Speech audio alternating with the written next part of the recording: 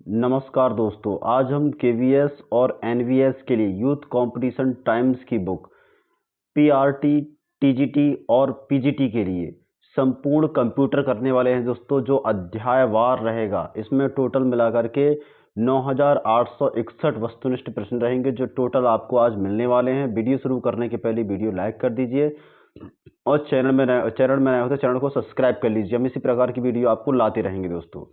चलिए स्टार्ट करते हैं।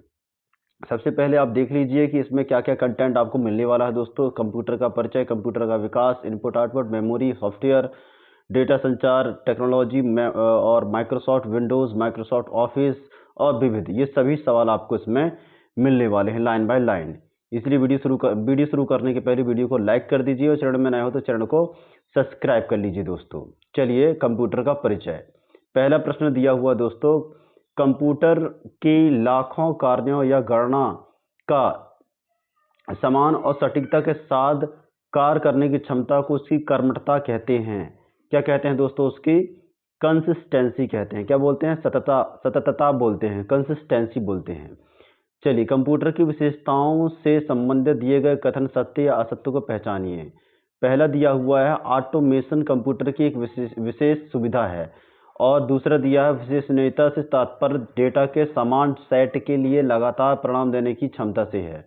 तो इसमें तीसरा सही होगा, दोनों एकदम जो है सही हैं दोस्तों। चलिए आगे चलते हैं। आगे प्रश्न दिया हुआ है कि निम्नलिखित में से कंप्यूटर सिस्टम की मान्य विशेषता नहीं है। इनमें से कौन सी विशेषता कंप्यूटर की नहीं है दोस्तों? तो आईक्यू कंप्यूटर में नहीं होता दोस्तों। अकाउंटेबिलिटी, जवाबदाही, दोनों चीजें नहीं होती कंप्यूटर में दोस्तों।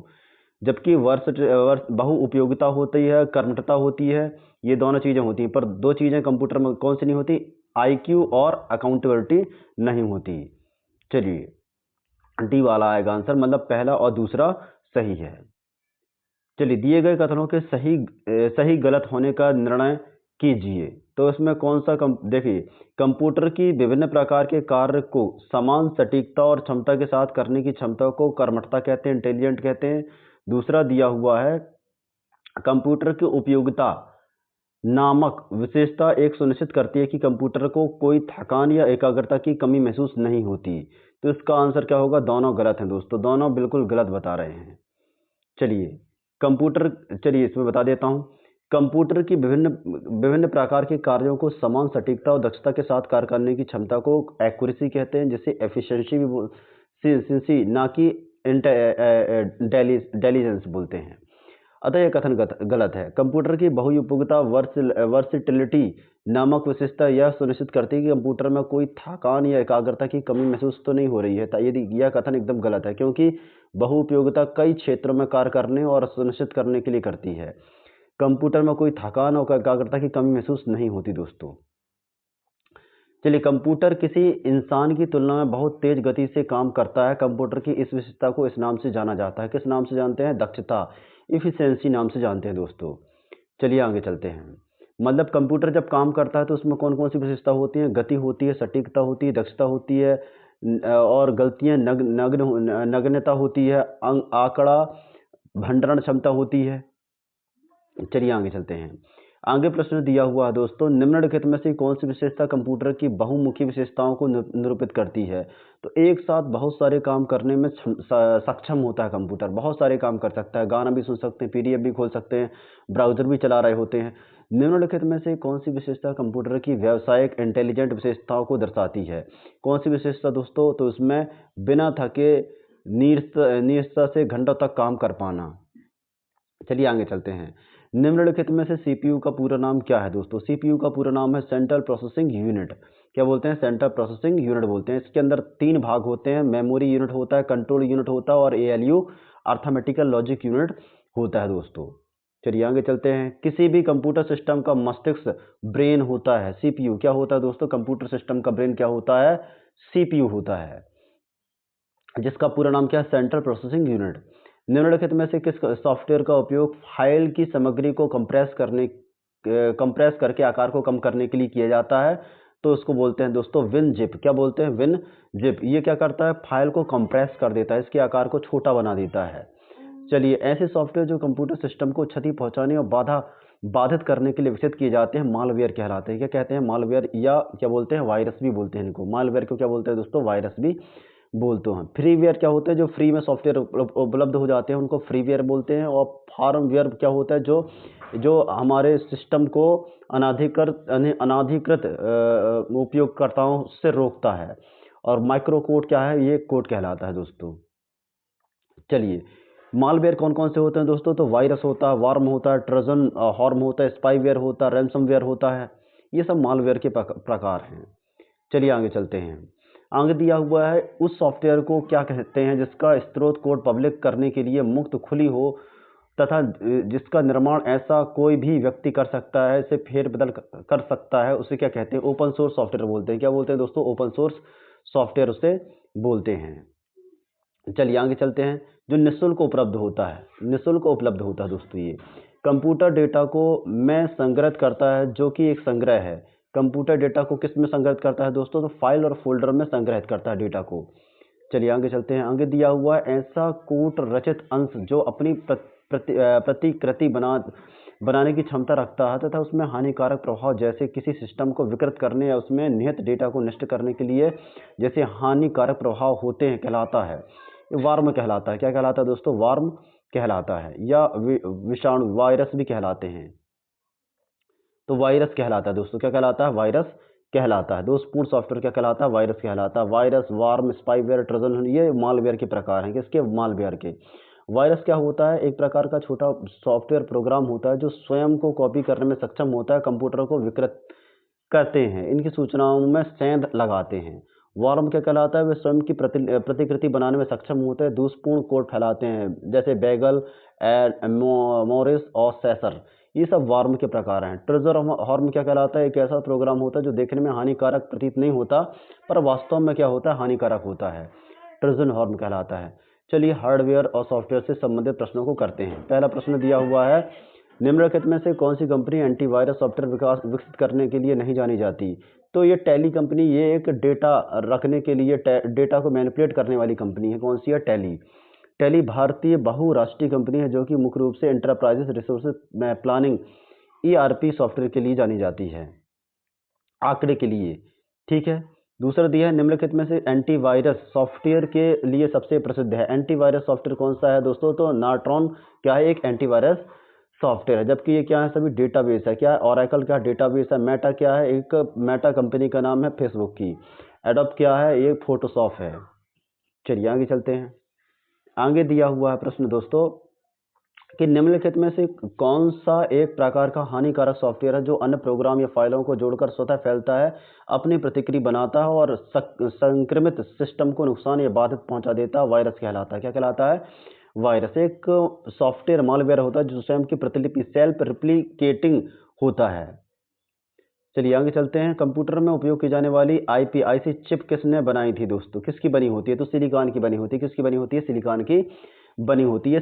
सिलिकॉन क्या होता है? सेमीकंडक्टर होता है, जो कि अर्धचालक होता है दोस्तों। चलिए आगे चलते हैं। आगे प्रश्न दिया हुआ है, निम्नलिखित पोर्टों में से आपके अनुसार कौन सा पोर्ट हमें विभिन्न प्रकार के उपयोगों को PC, लैपटॉप से जोड़ने में मदद करता है? पोर्ट USB पोर्ट कहलाता है। कौन सा पोर्ट दोस्तों? तो USB पोर्ट कहलाता है। क्या काम करता है ये? तो USB पोर्ट विभिन्न प्रकार के उपकरणों को PC या लैपटॉप से जोड़ने के लिए उपयोग में लाया जाता है, जैसे कि पेन ड्राइव हो गया, कीबोर्ड हो गया, माउस, प्रिंटर हो गया, स्मार्टफोन हो गया। अन्य डिवाइस को जोड़ने के लिए सहायता प्रदान करता है। जबकि पावर बोर्ड केवल बिजली सप्लाई के लिए और RJ45 नेटवर्क कनेक्शन के लिए उपयोग में लाई जाती है दोस्तों। चलिए आगे चलते हैं। आगे दिया हुआ है, एक हार्डवेयर डिवाइस या अथवा सॉफ्टवेयर प्रोग्राम अथवा दोनों का संयोजन, कॉम्बिनेशन हो सकता है। मेरा प्रयोग किसी नेटवर्क या इंटरनेट के माध्यम से आने वाले डेटा को फिल्टर करने के लिए किया जाता है। फायरवेल कहलाता है। फायरवेल क्या करता है दोस्तों? ये वायरस को आने से कंप्यूटर में रोकता है। चलिए आगे चलते हैं। आगे प्रश्न दिया हुआ है दोस्तों आगे प्रश्न दिया हुआ है, निम्नलिखित में से आमतौर पर आपके सिस्टम में वायरस किस स्रोत से प्रवेश नहीं कर सकता? तो माइक्रोफोन के माध्यम से जो है, माइक्रोफोन क्या होता है? जो मैं माइक लगाया हूं दोस्तों, इसी को माइक्रोफोन कहते हैं। इससे कोई वायरस नहीं फैल सकता। चलिए आगे चलते हैं। आगे दिया है, माइक्रो प्रोसेसिंग यूनिट से संबंधित प्रश्न। CPU का पूर्ण रूप क्या होता है? Central processing unit. क्या होता है दोस्तों? सेंट्रल ये ये होता है दोस्तों सेंट्रल प्रोसेसिंग यूनिट। क्या होता है? सेंट्रल प्रोसेसिंग यूनिट होता है। चलिए आगे चलते हैं। आगे दिया हुआ है निम्नलिखित में से कौन सा कंप्यूटर सिस्टम यूनिट का मस्तिष्क माना जाता है? सीपीयू को मानते हैं। किसको मानते हैं दोस्तों? सीपीयू का कंप्यूटर का मस्तिष्क मानते हैं। चलिए आगे चलते हैं। आगे दिया हुआ है, आगे प्रश्न को करेंगे दोस्तों। निम्नलिखित फाइलों में भिन्न विषम भिन्न विकल्पों को पहचानिए।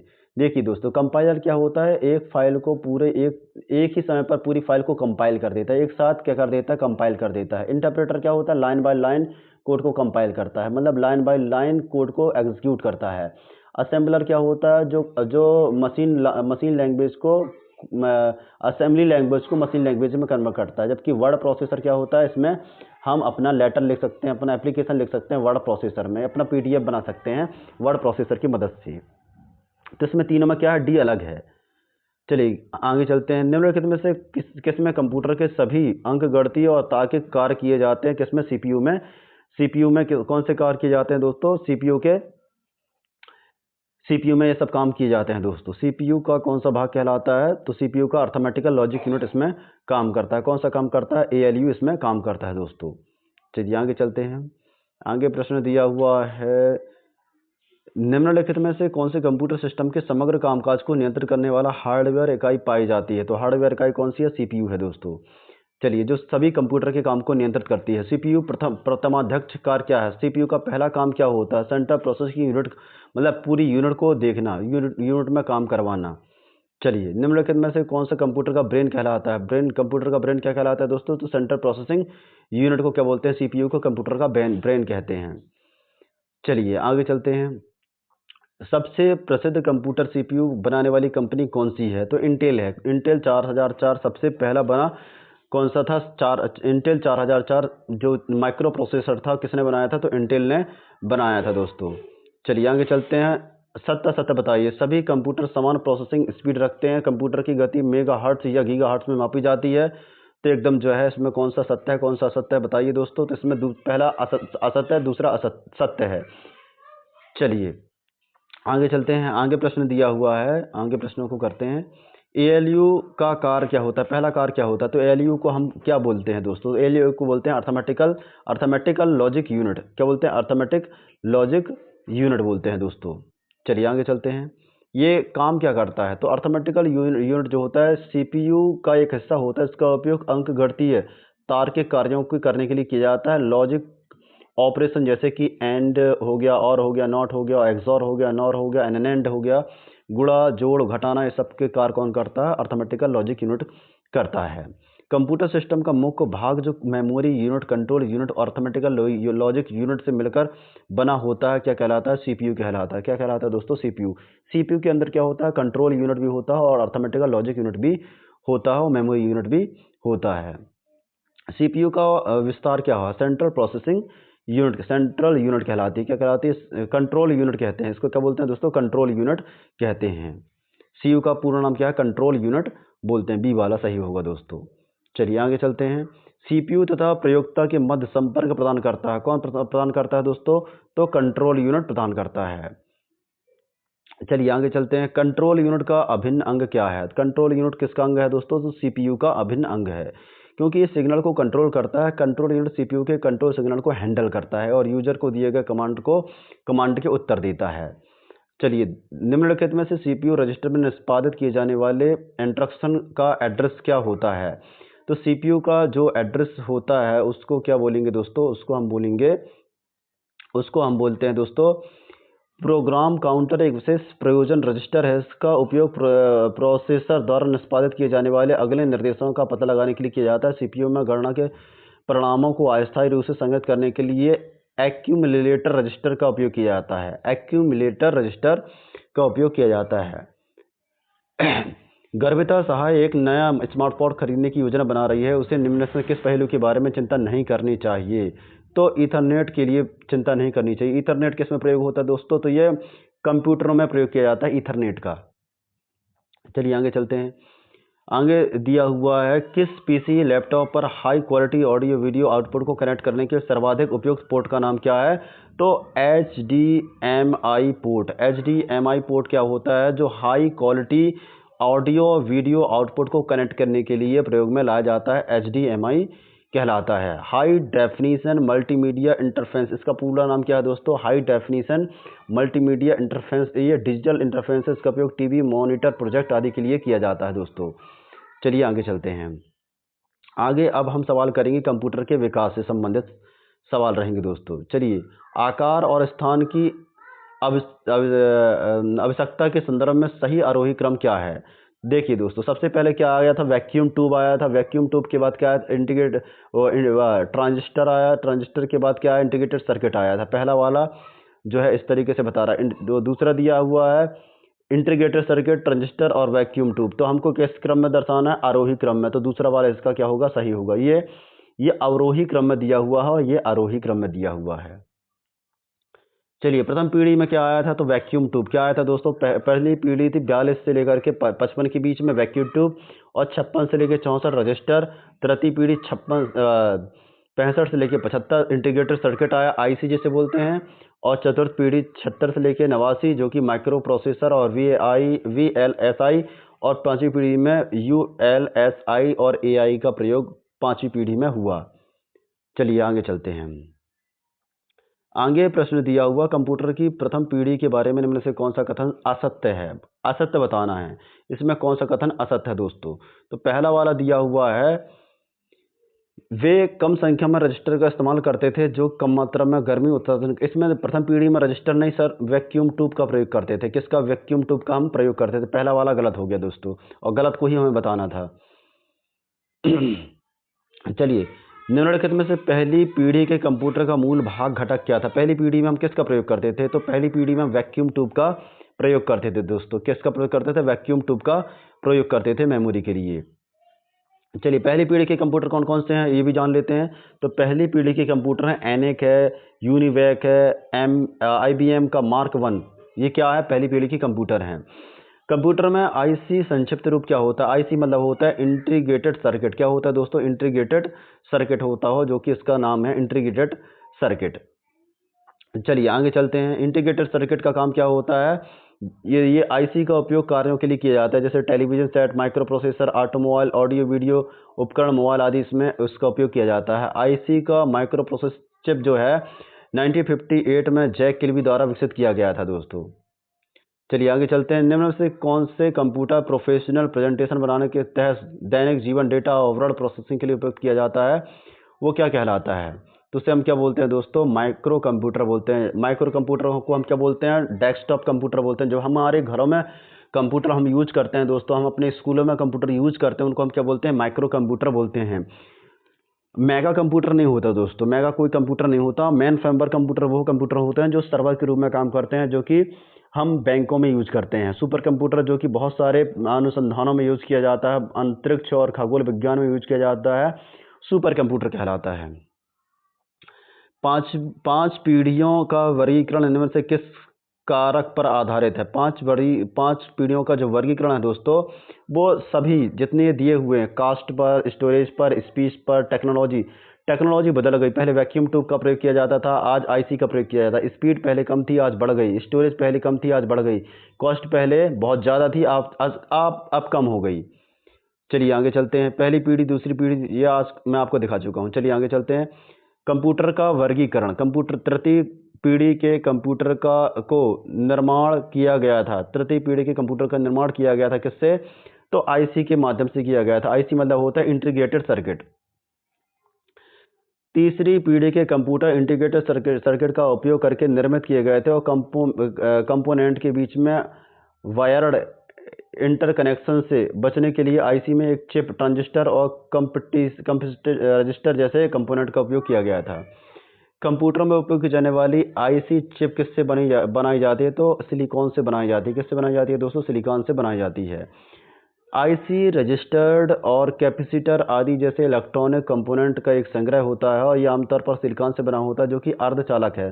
सिलिकॉन क्या है? एक अर्धचालक पदार्थ होता है दोस्तों। एनालॉग कंप्यूटर के बारे में इन्होंने कौन सा कथन गलत है? एनालॉग कंप्यूटर कौन सी चीज़ जो है गलत, इसमें कौन सी चीज़ ऐसी है जो गलत है, बताइए। तो यह आंकड़ों को संग्रहित करता है। एनालॉग कंप्यूटर आंकड़ों को संग्रहित नहीं करता दोस्तों। ये क्या करता है? एनालॉग कंप्यूटर ऐसे कंप्यूटर होते हैं जो एनालॉग डेटा को प्रोसेस करने के लिए डिज़ाइन किए जाते हैं, जैसे वोल्टेज हो गया, दाब हो गया, विद्युत धारा, तापमान हो गया, ऐसी चीज़ों को जो बताते हैं वो कहलाते हैं एनालॉग कंप्यूटर। जैसे स्पीडोमीटर, मरकरी थर्मामीटर, ये कहलाते हैं एनालॉग कंप्यूटर। बताया गया डेस्कटॉप, टैबलेट इनमें से किस प्रकार के कंप्यूटर से संबंधित हैं? तो ये माइक्रो कंप्यूटर हैं। जो डेस्कटॉप कंप्यूटर दोस्तों और टैबलेट क्या है? ये माइक्रो कंप्यूटर के प्रकार हैं। चलिए आगे चलते हैं। इनमें से कौन सा कथन मिनी कंप्यूटर के बारे में गलत है? तो मिनी कंप्यूटर के बारे में कौन सा गलत है? मिनी कंप्यूटर माइक्रो कंप्यूटर से सस्ता होता है, गलत है। मिनी कंप्यूटर माइक्रो कंप्यूटर से महंगा होता है दोस्तों। इनका प्रयोग बड़ी बड़ी कंपनियों में किया जाता है। मिनी कंप्यूटर का उपयोग जो है बड़ी बड़ी कंपनियों में किया जाता है दोस्तों। चलिए आगे चलते हैं। निम्न में से किस प्रकार के कंप्यूटर का उपयोग प्रायः घरों में किया जाता है? प्रायः घरों में हम किस कंप्यूटर का प्रयोग करते हैं? तो माइक्रो कंप्यूटर का प्रयोग करते हैं। चलिए आगे चलते हैं।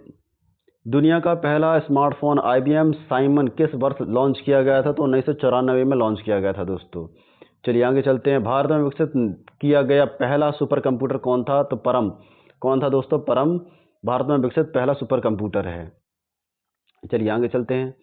आगे प्रश्न दिया हुआ है परम का पूरा देखिए दोस्तों। परम जो सुपर कंप्यूटर है उसका पहला नाम क्या था? 8000 था। और 1991 में विजय पी भटनागर द्वारा विकसित किया गया था। पी भटनागर को भारत में सुपर कंप्यूटर के वास्तुकार माना जाता है।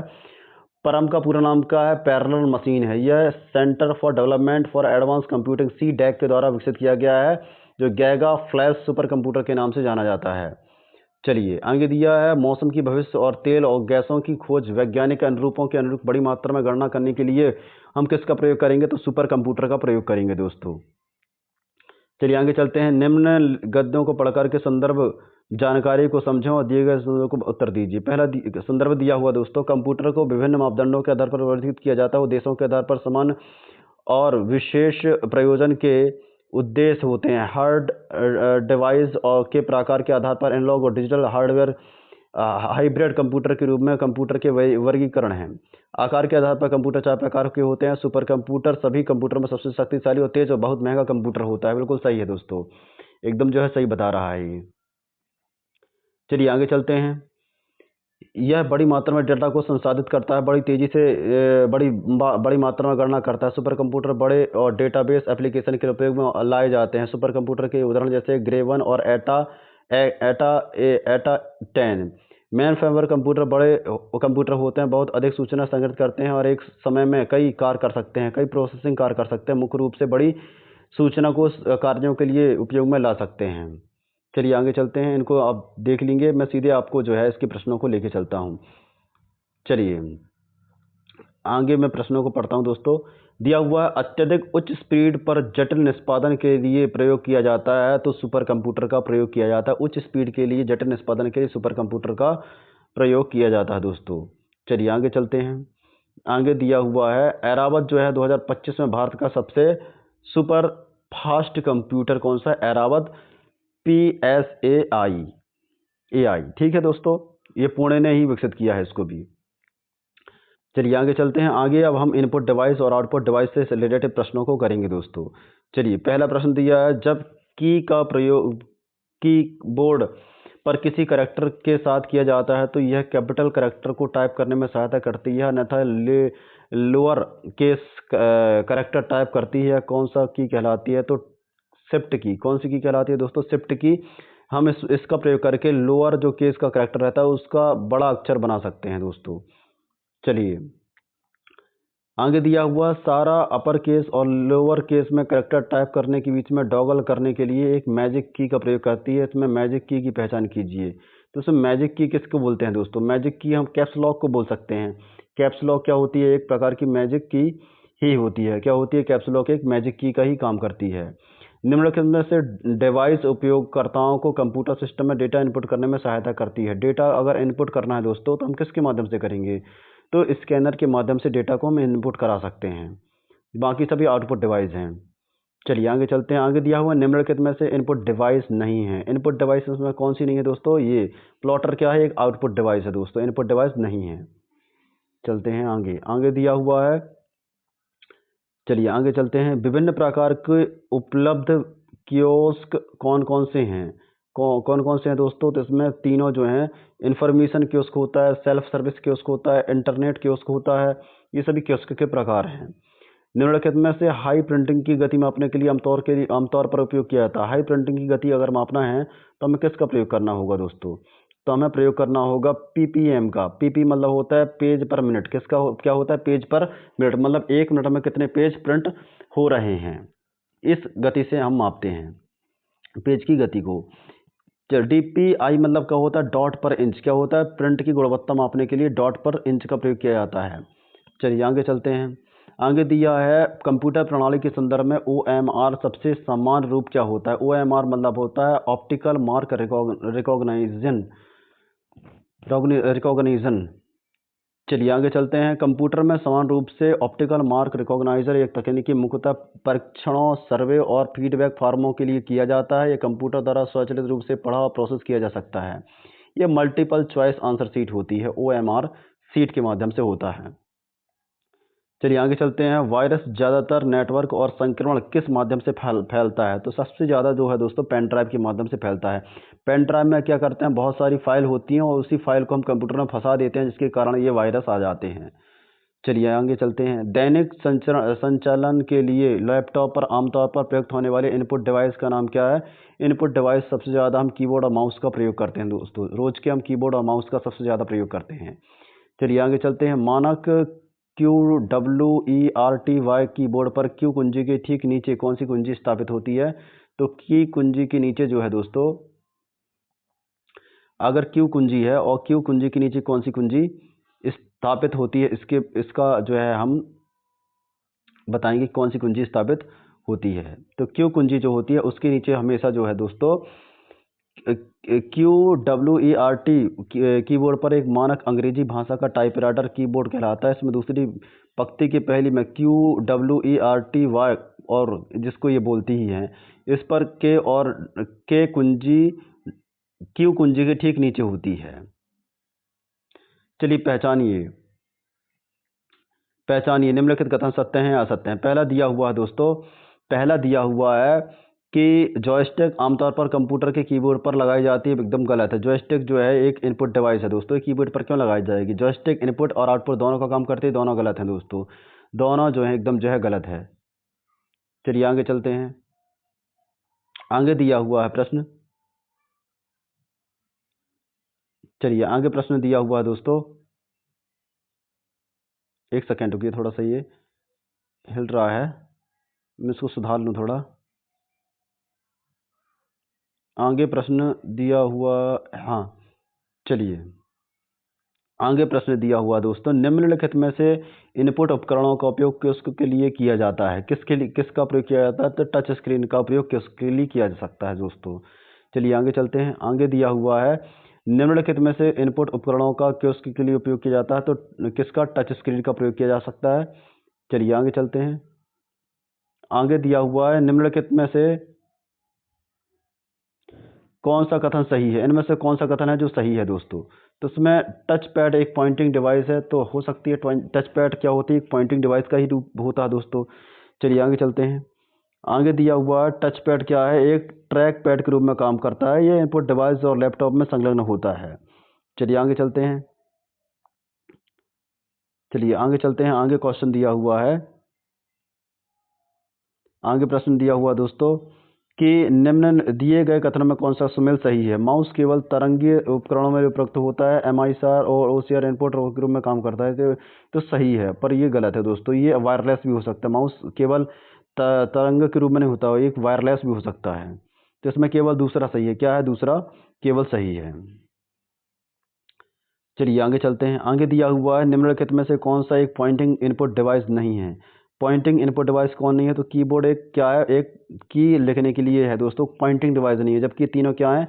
पॉइंटिंग डिवाइस हैं। क्या है? पॉइंटिंग डिवाइस है। माउस और टच पैड जॉयस्टिक क्या कहलाते हैं? इनपुट, ये पॉइंटिंग डिवाइस कहलाते हैं। कंप्यूटर माउस में कम से कम कितने बटन होते हैं? तो कंप्यूटर माउस पर कितने बटन होते हैं दोस्तों? तो कम से कम 4 बटन होते हैं। कितने बटन होते हैं दोस्तों? 4 बटन होते हैं। तो कंप्यूटर माउस में कम से कम 2 लेफ्ट राइट समान बटन होते हैं, कुछ बटन बीच पर स्क्रॉल करने के लिए होते हैं, इसलिए इसमें कुल मिलाकर के जो है लेफ्ट राइट और एक बीच में स्क्रॉल होता है। इसमें 2 या 3 बटन होते हैं दोस्तों। कितने बटन होते हैं इसमें? 3 बटन, 3 और एक और बटन होता है दोस्तों। लेफ्ट राइट और स्क्रॉल करने के लिए होता है 3 बटन होते हैं, पर इसमें 4 ही ऑप्शन दिया हुआ है। ठीक है, निम्नलिखित में से कौन सा इनपुट डिवाइस की वैध श्रेणी नहीं है?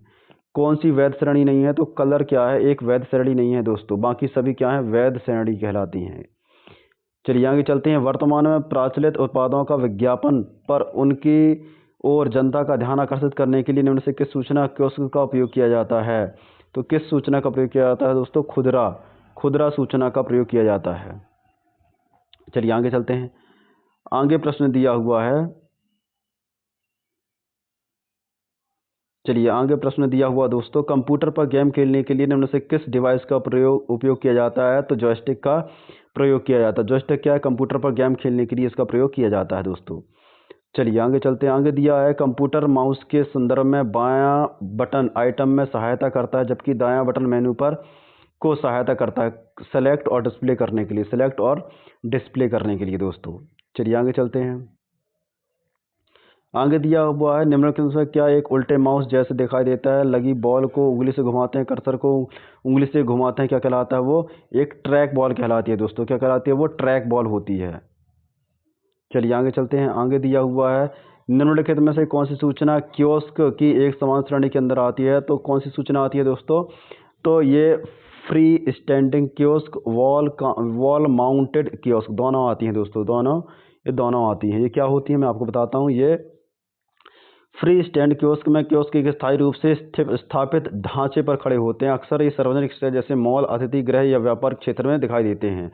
इनका उपयोग यूजर द्वारा स्वयं सेवा जानकारी प्राप्त करने के लिए किया जाता है। जबकि वॉल माउंटेड किस क्या होता है कि उसकी दीवार पर लगाए जाते हैं। ये आसानी से दीवार से जुड़े होते हैं और ये अक्सर जानकारी या सेवाएं प्रदान करने के लिए इस्तेमाल में लाए जाते हैं।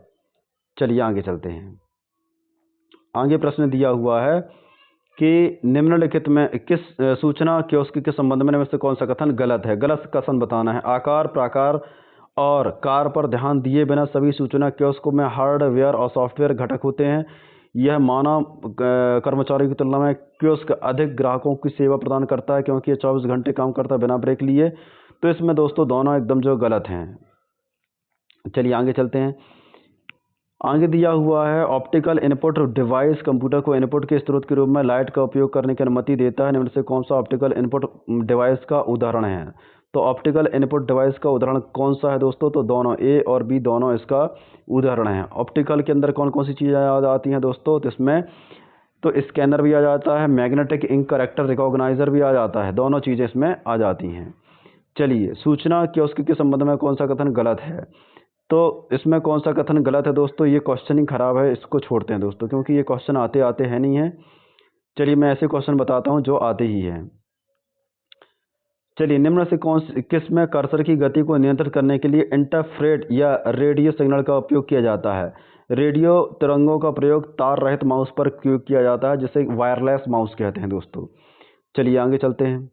आगे प्रश्न दिया हुआ है, निम्नलिखित में से किस प्रकार के कीबोर्ड में एम और एल दो कुंजियों में एक पंक्ति में उपस्थित होती हैं? वो कौन सा कीबोर्ड कहलाता है? तो वो कहलाता है AZERTY। ये इसमें केवल एक में केवल एक में होता है दोस्तों। चलिए आगे चलते हैं। सूचना कियोस्क से संबंधित कौन सा कथन सही है?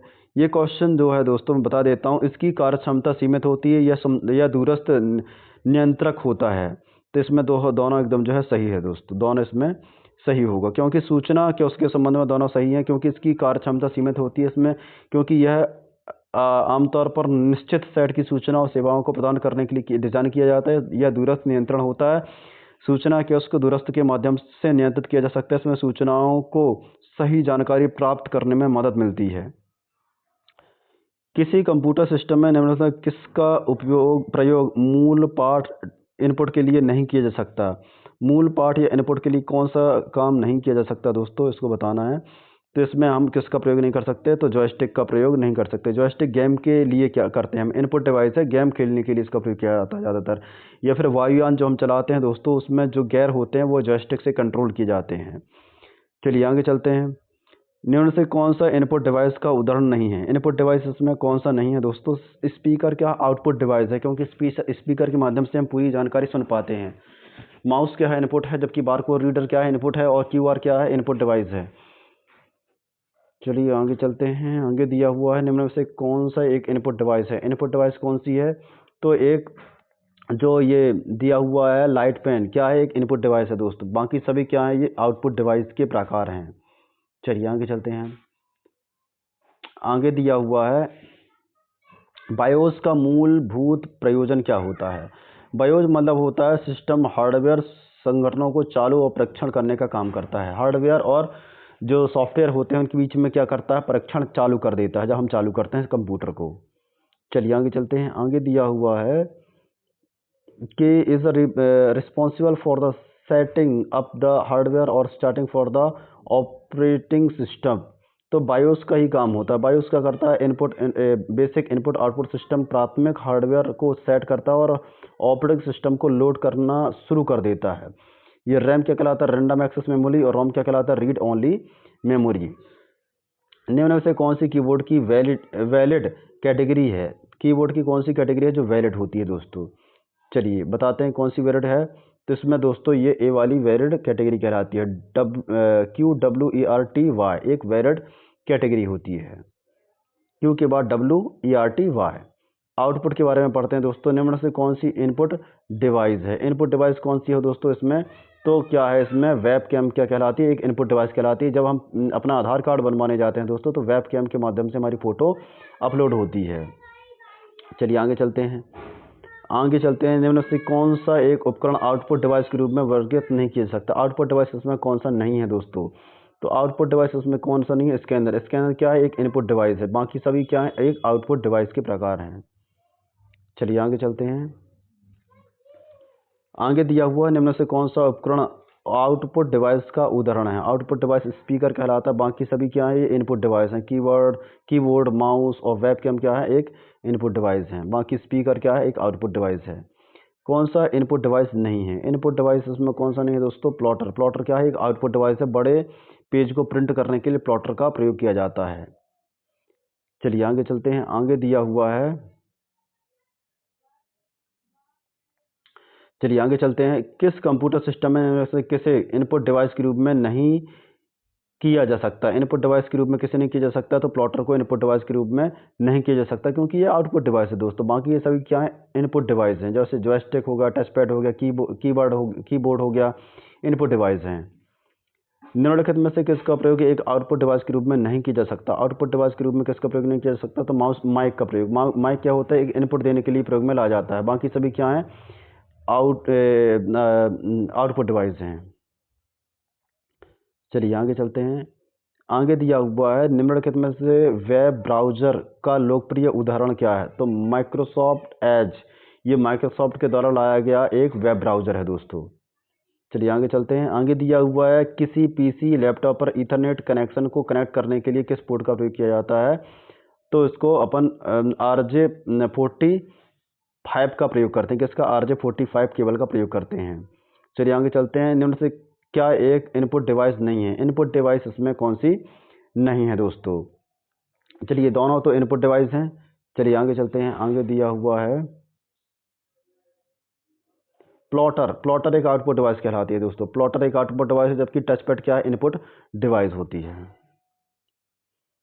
निम्नलिखित में से क्या एक आउटपुट डिवाइस का उदाहरण है? आउटपुट डिवाइस का कौन सा उदाहरण है? प्लॉटर। प्लॉटर एक आउटपुट डिवाइस होती है दोस्तों। चलिए आगे चलते हैं। निम्न में से किस एक को छोड़कर बाकी सभी इनपुट डिवाइस के उदाहरण हैं? प्रिंटर को छोड़कर दोस्तों। प्रिंटर क्या आउटपुट डिवाइस होती है? बाकी सभी क्या है? इनपुट डिवाइस होती हैं। कंप्यूटर स्क्रीन पर किसी आइटम को एक नए स्थान पर ले जाने के लिए माउस का उपयोग करने की प्रक्रिया को ड्रैग एंड ड्रॉप कहते हैं। क्या बोलते हैं दोस्तों? ड्रैग एंड ड्रॉप कहते हैं। ड्रैग एंड ड्रॉप कहते हैं। चलिए आगे चलते हैं। आगे दिया हुआ है निम्न में से कौन सा आउटपुट डिवाइस नहीं है? इसमें कौन सा आउटपुट डिवाइस नहीं है? ये दोस्तों ये जो है इनपुट डिवाइस है। CD रोम क्या कहलाती है? इनपुट डिवाइस कहलाती है। बाकी सभी क्या है? इसमें आउटपुट डिवाइस हैं।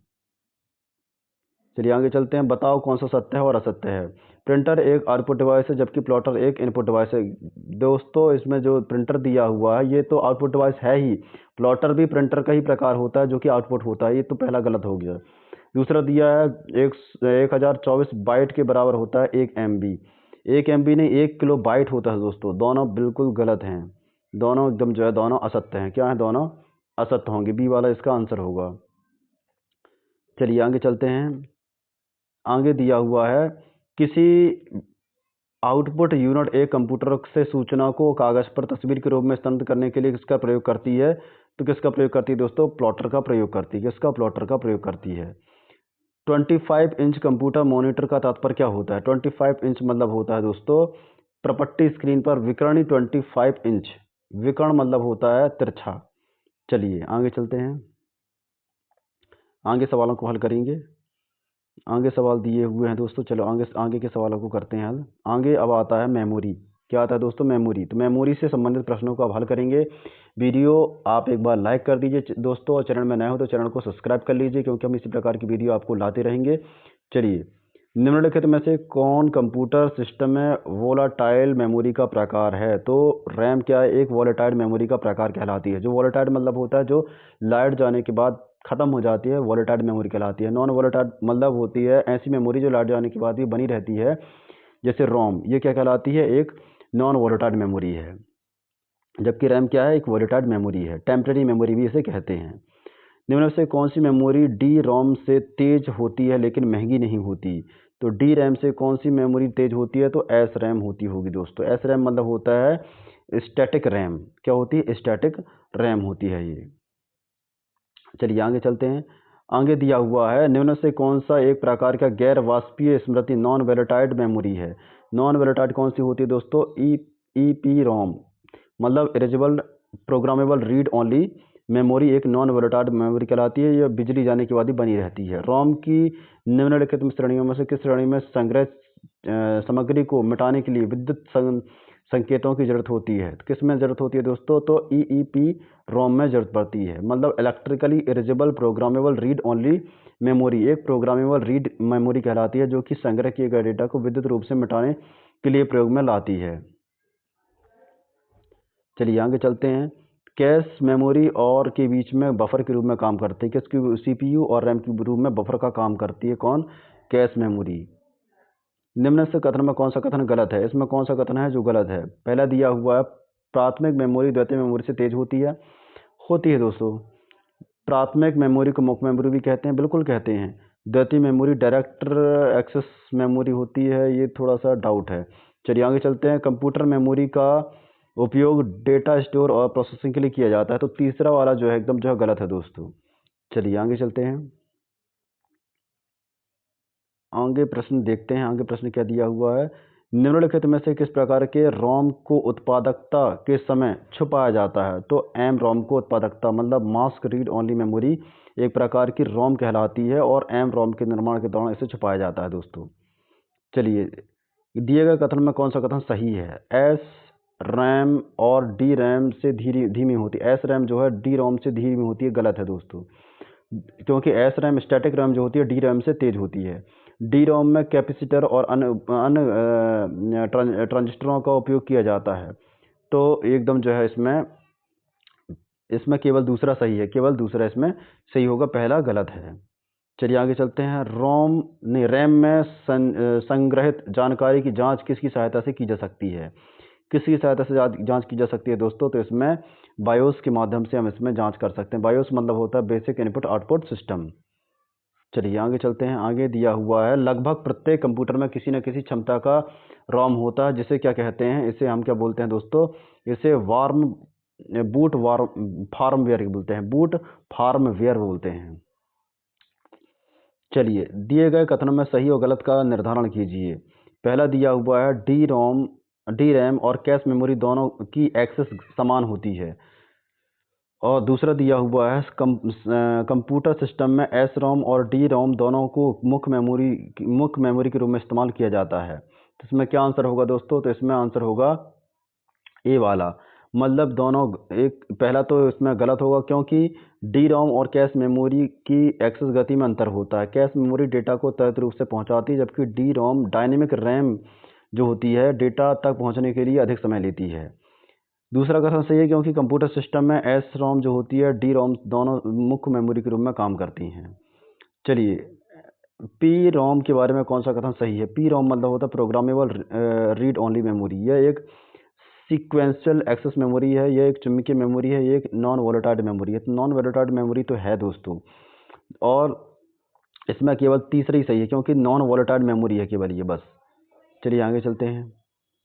आगे दिया हुआ है ईईपी रोम के संबंध में कौन सा कथन सत्य है? बताइए कौन सा कथन इसमें है जो सत्य होगा। तो एक ब्लॉक और वाइज इरेजेबल, एक बाइट वाइज इरेजेबल। तो इसमें जो होगा दोस्तों वो दूसरा बिल्कुल सही है।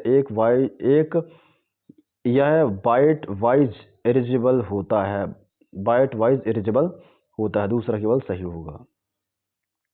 दिए गए कथनों को सही और गलत के पर निर्धारण कीजिए। पहला दिया हुआ है एसडीआर रोम को सिंक्रोनस डीआर रोम के रूप में जाना जाता है। ये समानता डी रोम से अधिक तेज होती है। तो डी रोम से तेज होती है दोस्तों, ठीक है।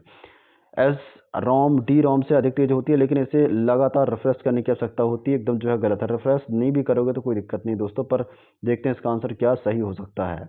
तो इसका आंसर क्या होगा दोस्तों? डी वाला होगा, जो कि दोनों सही हैं, क्योंकि एस डी रोम जो होता है डी रोम की अपेक्षा अधिक तेज गति से होती है, ना कि एस रोम। चलिए आगे चलते हैं। निम्नलिखित में से किस श्रेणी की आर रोम को निरंतर रिफ्रेश करने की आवश्यकता होती है? तो दोनों रैम को, डी रैम को और एस रैम को, दोनों को जो है निरंतर अपन को रिफ्रेश करना पड़ता है, तो ये अच्छी चलती रहती है दोस्तों। चलिए आगे चलते हैं।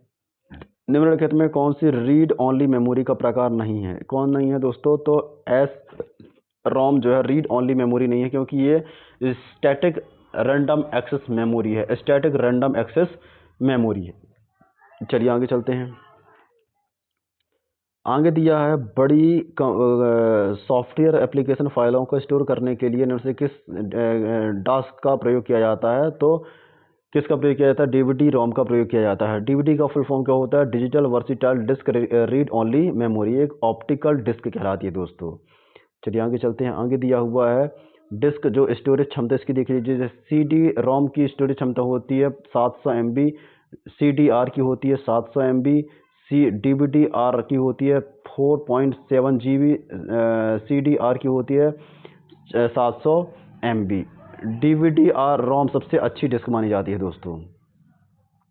जेम्स वीडियो फाइल स्टोर करना चाहता है और उसे वह ग्राहकों के कंप्यूटर लैपटॉप पर दिखाने के लिए एक स्थान से दूसरे स्थान पर ले जाता है। इस कार्य करने के लिए कौन से उपकरण के लिए सर्वाधिक उपयुक्त माना जाता है दोस्तों? तो कौन से काम के लिए? तो पेन ड्राइव इसमें सबसे ज़्यादा उपयुक्त माना जाएगा दोस्तों। पेन ड्राइव एक स्थान से दूसरे स्थान तक आसानी से ले जा सकते हैं अपन। चलिए आगे चलते हैं। आगे दिया हुआ है निम्नलिखित में कौन सा कथन रैंडम एक्सेस मेमोरी के लिए सत्य है? तो रैंडम एक्सेस मेमोरी के लिए कौन सा कथन सत्य होगा दोस्तों? तो उसमें बी वाला जो कथन है, बिजली बंद होने के बाद भी रैम का डेटा समाप्त नहीं होता, ये बना रहता है। चलिए ये सत्य होगा। चलिए आगे चलते हैं। आगे दिया CPU और रैम की गति के बीच के अंतर को मिटाने के लिए उसमें लिखा मिटाने के लिए इनमें से किस मेमोरी का उपयोग किया जाता है? किस मेमोरी का उपयोग किया जाता है दोस्तों? तो कैश मेमोरी का प्रयोग किया जाता है। कैश मेमोरी क्या करती है? बीच का अंतर जो है घटा देती है, और जब घट जाएगा अंतर तो जो कंप्यूटर है वो तेज गति से काम करेगा। विभिन्न मेमोरी उपकरणों की अभिगम गति के संदर्भ में सही आरोही क्रम में व्यवस्थित कीजिए। आरोही क्रम में जो रोम होती है दोस्तों वो होती है, फिर स्टैटिक रोम, फिर कैच मेमोरी काम करती है। चलिए दिए गए कथनों के संदर्भ में सत्य और असत्य को बताइए। चलिए असत्य असत्य को करते हैं। जी सत्य असत्य को बताइए। तो S ROM static short random access memory कहलाती है? नहीं, गलत है दोस्तों। इसका अपन करेंगे आंसर। इसका आंसर क्या हो जाएगा? इसका आंसर हो जाएगा स्टैटिक रोम जो होती है, रैम जो होती है, डी रोम जो होती है, डायनेमिक रोम, दोनों ही कंप्यूटर की वोलेटाइल मेमोरी होती हैं, लेकिन इनका काम करने का तरीका और गति अलग अलग होता है। एस रोम तेज और महंगी और अधिक बिजली खपत करने वाली मेमोरी होती है, क्योंकि इसमें हर बिट को स्टोर करने के लिए ट्रांजिस्टर का उपयोग किया जाता है। इसे रिफ्रेश करने की जरूरत नहीं पड़ती है। इसकी वजह से कैश मेमोरी में उपयोग किया जाता है। दूसरी ओर डी रोम धीमी और सस्ती गति की मेमोरी होती है। रोम के निम्न में कौन सा रूप फ्लिप फ्लॉप का उपयोग करता है? तो एस रोम जो है फ्लिप फ्लॉप का उपयोग करता है दोस्तों। स्टैटिक रोम रैंडम एक्सेस मेमोरी कहलाती है। इसमें फ्लिप फ्लॉप एक सर्किट होता है जो कि 0 और 1 का रूप दर्शाता है।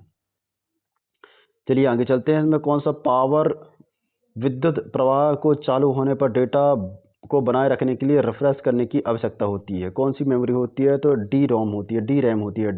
कौन सी रोम होती है? डी रैम, मतलब डायनेमिक रैंडम एक्सेस मेमोरी होती है। ईईपी रोम रिकॉर्ड की गई इन्फॉर्मेशन को किस प्रकार उपयोग में मिटा देता है? तो इलेक्ट्रिकली सिग्नल के माध्यम से उड़ा देता है दोस्तों ये। चलिए आगे चलते हैं। दिए गए वोलेटाइल मेमोरी को पहचानिए। वोलेटाइल मेमोरी क्या होती हैं? जो कि लाइट जाने के बाद खत्म हो जाती हैं दोस्तों, वो मेमोरी क्या कहलाती हैं? वोलेटाइल मेमोरी कहलाती हैं। तो कैश मेमोरी, स्टैटिक रैम और डायनेमिक रैम ये क्या है? ये वोलेटाइल मेमोरी कहलाती हैं दोस्तों। बी वाला सही होगा इसका, बी वाला सही है। चलिए आगे चलते हैं। द्वितीय मेमोरी, ऑप्टिकल डिस्क ड्राइव किसी ऑप्टिकल डिस्क की सहायता से एक पर डेटा पढ़ने लिखने के लिए का उपयोग किया जाता है। लेजर किरण का प्रयोग किया जाता है। किसका? लेजर किरण का प्रयोग किया जाता है। निम्न से कौन सा गहन कंप्यूटर सिस्टम में द्वितीय भंडारण उपकरण का प्रकार है? तो फ्लैश ड्राइव क्या है? द्वितीय उपकरण का प्रकार है। चलिए आगे चलते हैं। आगे दिया हुआ मेमोरी के संबंध में CDR शब्द का पूरा रूप क्या होता है? CDR मतलब होता है कम्पैक्ट डिस्क रिकॉर्डेबल। चलिए आगे चलते हैं। आगे दिया है निम्न में से कौन सा एक प्रकार की लिपसी स्मृति है? कौन सी स्मृति है दोस्तों? S RAM. मेमोरी के संबंध में CDRW शब्द का रूप क्या होता है? CD मतलब होता है compact disc readable, compact disc readable होता है दोस्तों। चलिए आगे चलते हैं। कम्पैक्ट डिस्क रीडेबल होता है। चलिए आगे चलते हैं। मेमोरी के संबंध में CD शब्द का पूरा रूप क्या होता है? CD मतलब होता है कम्पैक्ट डिस्क। क्या होता है दोस्तों? Compact disc. ये 700 MB तक की होती है दोस्तों। चलिए, ये नॉन वोलेटाइल होती है, मतलब परमानेंट डेटा में स्टोर होता है। निम्न से कौन सा हार्डवेयर CPU मेमोरी और इनपुट आउटपुट डिवाइस जैसे कंप्यूटर के विभिन्न महत्वपूर्ण घटकों को एक साथ रखता है? तो मदरबोर्ड सबको एक साथ रखता है दोस्तों। मदरबोर्ड के अंदर सभी चीज़ें इकट्ठी होती हैं। चलिए आगे चलते हैं। आगे दिया हुआ है कंप्यूटर के बिना स्वचालित किया जा सकता है। कंप्यूटर किसके बिना स्वचालित किया जा सकता है? तो द्वितीय मेमोरी के बिना भी चल सकता है कंप्यूटर। चलिए आगे चलते हैं। आगे दिया हुआ है निम्न से कौन सा एक चुंबकीय मेमोरी है? चुंबकीय मेमोरी कौन सी होती है? तो हार्ड डिस्क एक चुंबकीय मेमोरी होती है दोस्तों। कौन सा कथन जो है सही है इसमें बताइए? ऑप्टिकल डिस्क जिसे केवल पढ़ा जा सकता है और लिखा नहीं जा सकता, जो CD रैम होती है, लिखा नहीं जा सकता, इसमें बिल्कुल सही है दोस्तों। और जो CDR और CDRW दोनों ऑप्टिकल डिस्क होती हैं, तो होती हैं दोस्तों। चलिए आगे चलते हैं। आगे देखते हैं, दोनों सही हैं। चलिए इसमें जो है दोनों सही हैं, ठीक है, एकदम से सही है। दिए गए कथन के सही और गलत होने का निर्धारण कीजिए। CDR एक write once read many disc है।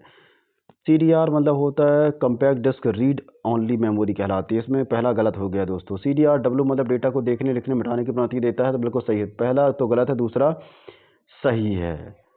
ठीक है दोस्तों, ये दोनों सही हैं। चलिए आगे चलते हैं। निम्नलिखित में से कौन सा विकल्प कॉस्टर को सर्वोच्चतम रूप से परिभाषित करता है? सर्वोच्चतम रूप से कौन परिभाषित करेगा दोस्तों? तो एक रिकॉर्ड करने योग्य डिस्क जो बर्न विफल होने पर बाद खराब हो जाता है, क्या कहलाता है? CDR कहलाता है। कम्पैक्ट डिस्क रिकॉर्डेबल जो कॉस्ट कहा जाता है, कॉस्टर कहा जाता है। CDR को केवल एक बार लिखा जाता है, उसके बाद मिटाया नहीं जा सकता। चलिए आगे चलते हैं दोस्तों। आगे प्रश्न दिया हुआ है, निम्न में से कौन सा डिस्क तेजी से बैकअप लेने के लिए प्रयोग में लाया जाता है? तेजी से अगर हमें बैकअप लेना है डेटा का, तो किस डिस्क का प्रयोग करेंगे? तो CDRW का हम प्रयोग करेंगे, तो डेटा जल्दी से बैकअप हो जाएगा, हमारी डिस्क में आ जाएगा। चलिए, एक मानक संरूपण वाले कंप्यूटर सिस्टम में निम्नलिखित किसकी क्षमता सर्वाधिक होती है? तो किसकी क्षमता सर्वाधिक होती है दोस्तों? तो हार्ड डिस्क की क्षमता सर्वाधिक होती है। चलिए आगे चलते हैं। रैम मतलब होता है रैंडम एक्सेस मेमोरी। क्या होती है दोस्तों? रैंडम एक्सेस मेमोरी होती है। चलिए आगे चलते हैं। आगे दिया हुआ किसी कंप्यूटर सिस्टम की मेन मेमोरी क्या होती है? मेन मेमोरी को बोलते हैं वॉलेटाइल मेमोरी, जो कि अस्थायी होती है। चलिए CD रोम का स्टैंडर्ड फॉर्म क्या होता है? Compact disc read only memory, compact disc read and only memory कहलाती है। का उपयोग कैश मेमोरी की को क्रांतित करने के लिए किया जाता है। कैश मेमोरी को अगर क्रांतित करना है तो किसका प्रयोग किया जाएगा? तो हम इसमें अपन रैम का प्रयोग करेंगे। किसका? रैम का प्रयोग करते हैं दोस्तों। सी डी रोम, परिवर्ती शब्द सी डी रोम का अर्थ क्या होता है? Compact disc read only memory, compact disc read only memory कहलाता है दोस्तों। चलिए आगे चलते हैं। निम्न से कौन सी सबसे बड़ी मेमोरी की इकाई कहलाती है? तो टेराबाइट, टेराबाइट क्यों आ जाता है? एक्साबाइट, एक्साबाइट क्या है? मेमोरी की सबसे बड़ी इकाई कही जाती है। चलिए वीडियो अच्छा लगा तो वीडियो को एक बार लाइक कर दीजिए, चैनल में आए हो तो चैनल को सब्सक्राइब कर लीजिए दोस्तों, क्योंकि हम इसी प्रकार की वीडियो आपको लाते रहेंगे। वीडियो अच्छा लगा तो वीडियो को लाइक कर दीजिए, चैनल में नए हो तो चैनल को सब्सक्राइब कर लीजिए। पार्ट 2 बनाऊंगा दोस्तों, जिसमें आगे के प्रश्नों को मैं सॉल्व करूंगा। पार्ट 1 में इतना ही, क्योंकि 1 घंटे की वीडियो हो चुकी है दोस्तों। तो अब मिलते हैं नेक्स्ट वीडियो में नए प्रश्नों के साथ। चलिए, जय हिंद, जय भारत दोस्तों।